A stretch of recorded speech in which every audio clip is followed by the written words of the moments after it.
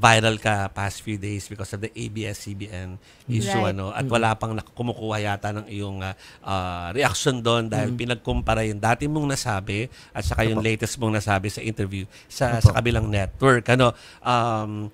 Anything else you want to add doon sa narrative na yun about yung dati ay sinasabi gusto mong sila mag-end na yung kanilang broadcast at ngayon ay parang sinasabi mo na may kapuri-puri in a way sa kanila. Respectfully, may I ask also, hindi ko binabaliktad pero I really want to ask you, may nakikita po ba kayong taliwas sa sinabi ko nung ngayon at doon sa sinabi ko dati about ABS? I mean, respectfully, I really mean that. May taliwas po ba?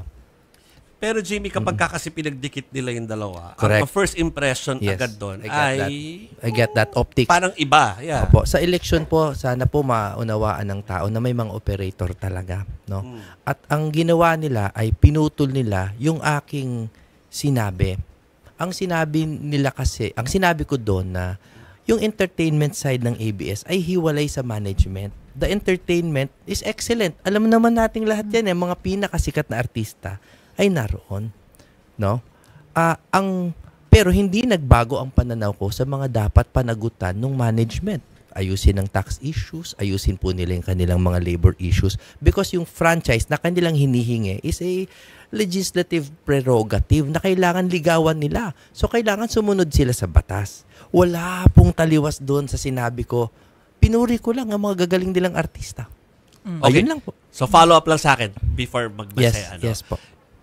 Pero ngayon there are moves to give ABS-CBN another chance of franchise. Of course. Ano ang reaction mo doon? Well, I've never been against granting them a franchise. I just think that yung legislatura in their wisdom should set the conditions. Kasi it is a chance for Congress to make the network and the working conditions better.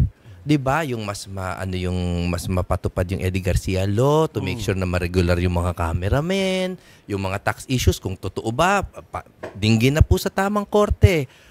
Ang daming issue na hindi na resolba para na lang siyang biglang namatay. So pag biglang ginrant na walang kondisyon, it might not be good for the country. No, but I do want them to get a franchise. They're good. They're a good network.